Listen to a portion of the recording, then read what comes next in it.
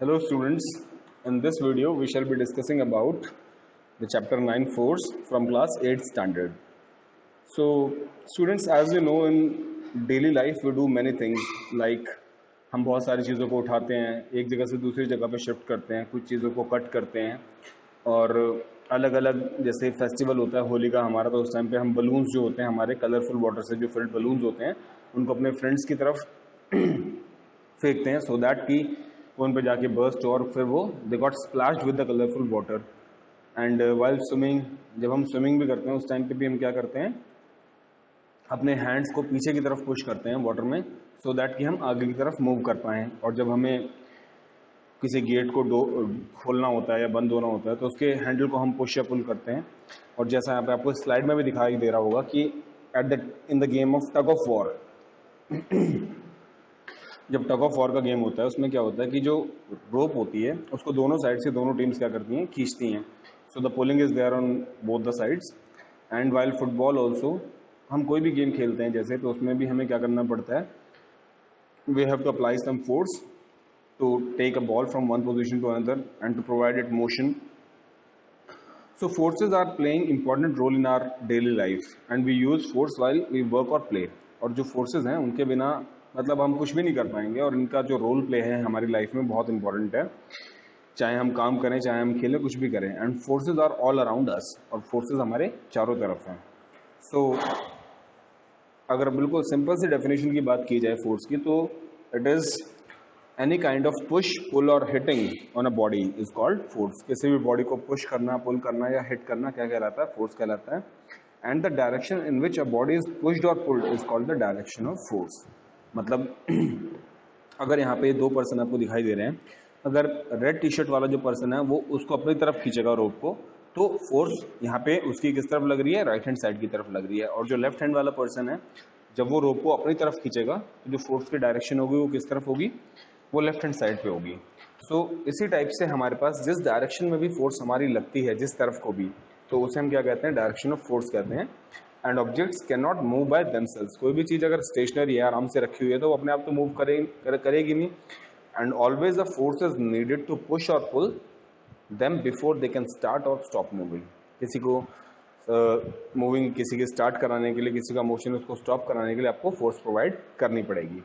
अब हम बात करते हैं इफेक्ट्स ऑफ फोर्स के बारे में। जैसे मान लो आपने पुश पुल या हिट किया किसी चीज़ को, तो उससे क्या क्या चेंजेस आएंगे, क्या क्या होगा। तो सबसे पहले हमारे पास आता है, force can make an object move from its position to rest. यहाँ पे आपको दिखाई दे रहा है, यहाँ पे 4 एग्जाम्पल्स दिए हैं, इनके अलावा भी मैं बहुत सारे एग्जाम्पल्स आपके साथ डिस्कस करूंगा। तो अगर मान लो कोई भी चीज़ रेस्ट पे है और अगर आपने उस पर फोर्स अप्लाई करी तो वो क्या होगी, मोशन में आ जाएगी। ठीक है, जैसा गेम्स में होता है, कोई बॉल अगर पड़ी हुई है फुटबॉल, आपने उसको किक किया तो it will get some motion. ठीक है, यहाँ पे आपको स्लाइड में दिखाई दे रहा है, a man uses force to move a stationary lawn mower. ठीक है, एक लॉन मूवर है, उसको मूव कराने के लिए वो पर्सन क्या कर रहा है, उस पर उसको पुश कर रहा है। तो इस टाइप से किसी भी बॉडी को अगर मोशन प्रोवाइड करना है तो उसको फोर्स प्रोवाइड करनी पड़ेगी। Then second, force can stop और slow down the moving objects. Force क्या करती है, किसी भी चीज़ को स्लो डाउन करने में, कोई मूविंग ऑब्जेक्ट है या उसको रोकने में भी हेल्प करती है हमारी। कैसे, जैसे मान लो हम साइकिलिंग करते हैं, साइकिलिंग करते वक्त जब हम ब्रेक अप्लाई करते हैं या हमें कहीं पे साइकिल को टर्न करना है या कहीं पे मुड़ना है, तो जब हम ब्रेक अप्लाई करते हैं, जो ब्रेक शूज़ होते हैं हमारे साइकिल के, वो क्या किसके साथ कॉन्टैक्ट में आ जाते हैं, टायर के रिम के साथ कॉन्टैक्ट में आ जाते हैं। ठीक है, और वहाँ पे क्या होता है, फ्रिक्शन की वजह से जो हमारी साइकिल की स्पीड है वो क्या हो जाती है, स्लो हो जाती है। और after some time you can observe, अगर आपने ब्रेक्स जो हैं वो ज़्यादा पावर के साथ अप्लाई किए हैं तो उससे क्या होगा, आपकी साइकिल क्या होगी, वहीं पे रुक जाएगी। तो पहले तो स्लो डाउन हुई और फिर एकदम से वो क्या हो गई, रुक गई। कैसे, by the action of the force applied by your fingers. आपने with the help of fingers आपने जो लीवर था ब्रेक वाला उसको क्लिक किया, तो उसकी हेल्प से क्या हुआ, उसको आपने पुल किया तो क्या हुआ, उसकी वजह से जो ब्रेक शूज थे उनका एक्शन स्टार्ट हो गया और जो साइकिल थी वो आपकी क्या होगी, स्लो डाउन होके रुक गई। देन नेक्स्ट पार्ट क्या आता है इसके अंदर, force can make a moving object move faster. अब फोर्स क्या करती है, किसी भी मूविंग को अगर ऑब्जेक्ट मूव कर रहा है तो उसको फास्ट मूविंग में भी हेल्प करती है। कैसे, जैसे मान लो फिर से again if you are cycling, अगर आप साइकिलिंग कर रहे हैं तो साइकिलिंग करते वक्त अगर आप अपने पैरों से जो फोर्स आप पैडल्स के ऊपर लगा रहे हैं उसको बढ़ा देंगे तो उससे क्या होगा, जो आपकी साइकिल की स्पीड है वो भी क्या होगी, इंक्रीज हो जाएगी। ठीक है, and you will be able to travel faster as you are travelling earlier. जैसा आप पहले ट्रैवल कर रहे थे उससे ज़्यादा तेज़ आप क्या करना, ट्रैवल करना स्टार्ट कर देंगे। अलग अलग जैसे मैकेनिज्म, जैसे आजकल आप लोग स्कूटर्स चलाते होंगे and bikes are also there. तो बाइक्स और स्कूटर्स में जब आपको स्पीड चेंज करनी होती है तो आप क्या करते हैं, उनमें हमारे पास एक्सेलरेटर होता है, उसको आप क्या करते हैं, रोटेट कर देते हैं। उसके रोटेशन की वजह से भी क्या होती है, व्हीकल की स्पीड क्या होती है, चेंज हो जाती है और फास्ट हो जाती है, क्योंकि आपने फोर्स अप्लाई किया है। तो उसके अंदर का मैकेनिज्म जो है बाइक का, वो क्या करेगा, वहाँ पे पेट्रोल की जो वो है खपत, उसको बढ़ा देगा और उसकी वजह से जो व्हीकल है हमारा, उसकी स्पीड बढ़ जाएगी। Next is force can bring change in the direction of a moving object. अब फोर्स क्या है, किसी भी चीज़ की डायरेक्शन को भी क्या कर सकती है, चेंज कर सकती है। कैसे, जैसे मान लो फुटबॉल का गेम होता है, ठीक है, तो फुटबॉल का गेम दो टीम्स के बीच में होता है, एक दूसरे के अगेंस्ट जो खेलते हैं। तो अब ऐसा तो ज़रूरी नहीं है कि एक प्लेयर किक करे सीधा और बॉल उड़ के सीधा गोल पोस्ट में चले जाए और गोल हो जाए, ऐसा नहीं होता। प्लेयर्स क्या होते हैं, बॉल को लेकर स्टार्ट करके पास करते हुए चलते हैं एक दूसरे की तरफ, और वो पास कैसे करते हैं, सिर्फ अपने टीममेट्स को पास करते हैं। तो अपने टीममेट्स को पास करते वक्त वो बॉल को इस तरह से हिट करते हैं ताकि जो बॉल है उसकी डायरेक्शन किस तरफ जाए, उनके टीममेट्स के पास जाए, ना कि ओपोनेंट टीम के पास, क्योंकि ओपोनेंट टीम के पास जाएगी तो they will be playing on the against side, ठीक है।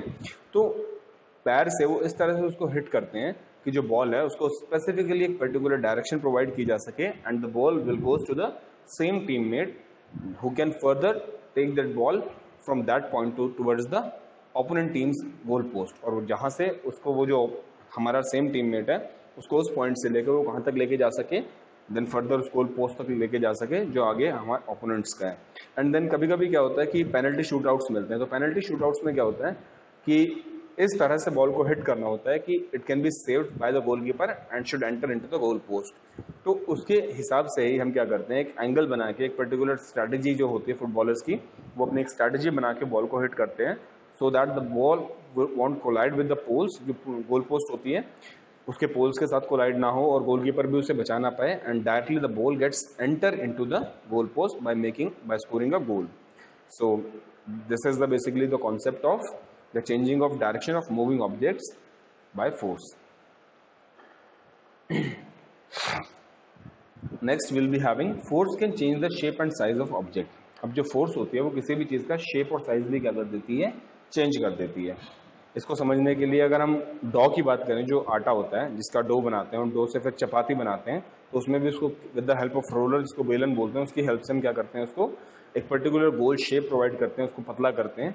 So the force can also change the shape and size of a body. अगर कोई इलास्टिक चीज़ है उसको अपने हाथ में रख के आप प्रेस करेंगे तो उसका भी क्या होगा, शेप और साइज स्पॉन्जी चीज़ का भी चेंज हो जाएगा।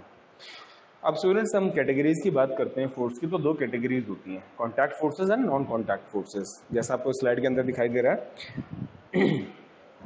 सो contact forces are those which are applied physically through the direct contact between the two bodies, ठीक है। जैसे मान लो अगर आप किसी चीज़ को पुश कर रहे हैं और आपके हाथ का और उस बॉडी के बीच में क्या हो रहा है, डायरेक्ट कॉन्टैक्ट हो रहा है, तो उस डायरेक्ट कॉन्टैक्ट से होने वाली जो लगने वाली फोर्स होगी that is known as contact force. But अगर आप कुछ ऐसी फोर्सेस भी होते हैं जिनमें डायरेक्ट कॉन्टैक्ट की जरूरत नहीं होती है, ठीक है, और बिना कॉन्टैक्ट के ही वो लगती हैं, उन्हें हम नॉन कॉन्टैक्ट फोर्सेस कहते हैं। उसके बारे में बाद में बात करेंगे। तो कॉन्टैक्ट फोर्स के अंदर हमारी कौन कौन सी फोर्सेज आ जाती हैं, मस्कुलर फोर्स आ जाती है, फ्रिक्शनल फोर्स आ जाती है, इलास्टिक फोर्स आ जाती है। तो मस्कुलर फोर्स कैसी होगी, with the help of hands, मतलब हम विद द हेल्प ऑफ जो मसल्स होते हैं हमारी, उनके हेल्प से हम अगर कोई भी फोर्स अप्लाई कर रहे हैं तो उसको मस्कुलर फोर्स कहते हैं। फ्रिक्शनल फोर्स कौन सी होती है हमारी, जब हम सर्दियों के मौसम में अपने हाथों को रब करते हैं तो उस रबिंग की वजह से, फ्रिक्शन की वजह से हमारे हाथों में क्या होती है, हीट जनरेट हो जाती है, तो it is known as frictional force. या जब हम चलते हैं जमीन पे तो जो ग्राउंड है वो हमें क्या प्रोवाइड कराता है, फ्रिक्शन प्रोवाइड कराता है, जिसकी हेल्प से हम आगे एडवांस कर पाते हैं। तो that is frictional force. And last आ जाता है elastic force. So these are all contact forces. अब नॉन कॉन्टैक्ट फोर्स के बारे में बात करते हैं। तो जैसा मैंने आपको पहले बता दिया, when the force is applied without a direct contact और without direct physical contact between the objects, they are called non contact forces. जब आपका डायरेक्ट फिजिकल कॉन्टैक्ट नहीं होता, ठीक है, दो बॉडीज के बीच में, तो उस टाइम पे क्या होता है, जो फोर्स उनके बीच में लगती है उसे नॉन कॉन्टैक्ट फोर्स कहा जाता है। इसके अंदर टाइप्स आ जाते हैं, magnetic force, gravitational force, electrostatic force and nuclear force. अब मैग्नेटिक फोर्स से अगर बात करें तो अगर आप मैग्नेट्स को एक थोड़े से कम डिस्टेंस में भी, ऑपोजिट जो अनलाइक पोल्स होते हैं उनको एक थोड़े से डिस्टेंस से अपार्ट रखेंगे तो आप देखेंगे कि जब आप उनको रिलीज करेंगे तो वो एक दूसरे को अट्रैक्ट करके एक दूसरे से चिपक जाएंगे। वो उसमें आपने कोई वो नहीं किया है, मतलब आपने उनको ज्वाइन नहीं किया, बट वो अपने आप एक दूसरे को खींच के एक दूसरे से क्या होंगे, चिपक जाएंगे। तो इस टाइप से नॉन कॉन्टैक्ट फोर्सेज